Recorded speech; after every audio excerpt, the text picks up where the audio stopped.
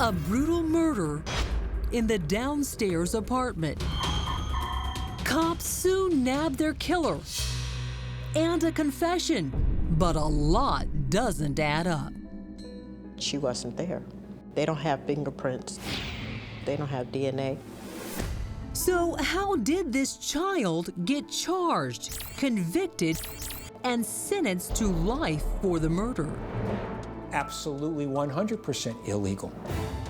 Now, 20 years later, in a Crime Watch Daily exclusive, that child, now grown woman, Jennifer Jeffley, speaks out for the first time from behind bars to call out the people who put her there.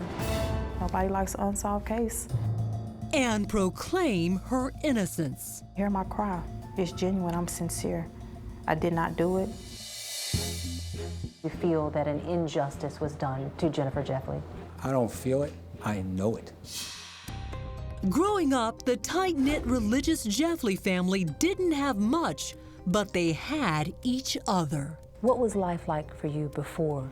I had a good life. I had 2 older sisters, my 2 older brothers. As a single parent, my mom always struggled, but she provided. Those struggles became even more challenging when tragedy struck not once, but twice.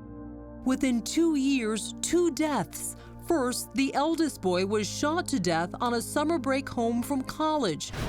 Then, a year later, the youngest fell ill and died. A lot of sadness, a lot of loss, grief. So you lose a son one year to violence, and then you lose a son to cancer the next year. Yes. Yes. Losing 2 boys, 2 sons, 2 children, it wasn't easy. What the Jeffleys didn't know is they're about to lose another one of their own. It is late October at the Green Arbor Apartments in Houston, Texas. The Jeffleys are new to the city and newer to the complex, moving in only 3 months prior. 15-year-old Jennifer is in the 8th grade. She'd been held back for missing school, mostly for staying home to care for her ailing brother. On this night, she is staying over at a friend's who also lives in the complex. Who is Eva Mondragon? She was the friend whose apartment I had stayed at the night before the incident. Also with her that night at Eva's were 2 other friends, Kenneth Driver and his brother Pharrell Smith. The next morning, Jennifer gets a page from family friend Craig Peters. Eva's phone wasn't working, so Jennifer goes to another neighbor's house to call him. Went to the apartment that was in the very front, apartment number 3, to Janet Dorsey. I talked to her for a little while. I waited maybe 30 minutes for Craig Peters to call me back. I talked to her that morning. We were just talking normal. She wasn't agitated, or nothing. After they hang up, I stayed, talked to Janet Dorsey for a little while longer. Then I returned back to Eva's apartment, and then that's when it all unraveled. back at the apartment, the first thing Jennifer sees is Eva outside, looking over the fence of her downstairs neighbor, Maria Palomina. When I came back, she was standing on the stairs looking over Miss Palomino's balcony. I went upstairs looking for a friend and his brother.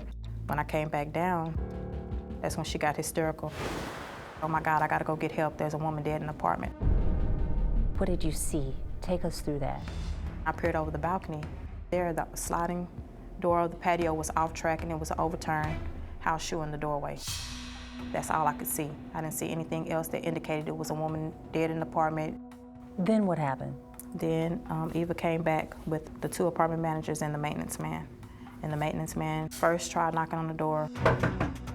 No response. He jumped over the balcony, opened the front door. We were able to get a clear view of her. She was laying in the doorway. Her head was facing the living room. Her feet were facing the doorway. Broken pottery around her. I didn't see blood, but she was immobile. I couldn't tell if she was breathing or not. She wasn't making any sound. So you didn't check to see if she was alive or move any of the broken pottery? No. Then what happened? They shooed us off, and we went upstairs. Back upstairs, Jennifer says Eva does something strange. She gives her instructions on what to say to cops who will arrive momentarily. Eva allegedly tells Jennifer, "You tell the police that we were all together. It's important that you tell them that we were together. Don't give any additional information if they ask you." I didn't think anything of it, so I'm like, okay, but it was happening so fast, I didn't have time to question it. Why did Eva want you to say you were with her? She said our lives was in danger if we didn't say that we were together. How so? She never elaborated. She just gave me basics of what she wanted me to tell the police. I'm under the assumption that we were all making the same statement. How old was Eva Mondragon? She was 24. And you were 15? Yes, ma'am. So you were listening to Eva doing what she told you to do? Yes, ma'am.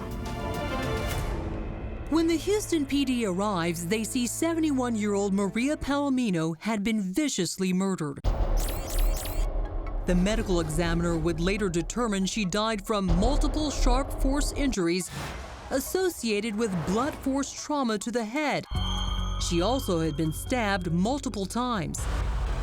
In the apartment, cops find broken pottery around the victim, an open kitchen drawer covered with plastic, 2 purses which had been rifled through, and blood in multiple locations. Cops talk to the apartment staff and residents. Eva tells police she and the boys were awakened by screams coming from Palomina's apartment. They ran outside, and while they stood on the stairs, Eva yelled down to see if Mrs. Palomina was okay. A voice answered back, "I'm okay, I just fell and hit my head." She then ran for help. Next, it's Jennifer's turn. Did the story Eva allegedly told her to say seem to implicate her more? She tells cops. Then we were awakened by the screams of the victim, screaming for help. I said that I had jumped over the balcony with the maintenance man. But you didn't? No, I didn't. And you said this why? Because Eva instructed me to. You told police you were with Eva Mondragon when the murder happened, but you really weren't? No, ma'am. I was in a whole nother location. Remember, Jennifer said she was at her neighbor's, calling family friend Craig Peters. I did say that I went through 2 purses looking for a pen, that I opened the drawer looking for paper. And why did you say you had been in that apartment? Because Eva instructed me to tell them that I had been in the apartment so I would be able to give police a clear picture of what I had saw. And you just went along with this and said you were there though you had never been in the apartment? I didn't think anything of it, but the threat to my family, the threat to her family. Those threats would turn out to be the least of her problems. Coming up, a questionable investigation and prosecution. Law enforcement did not follow the rules. But it gets worse. And later, Crime Watch Daily tracks down the one person who may know more.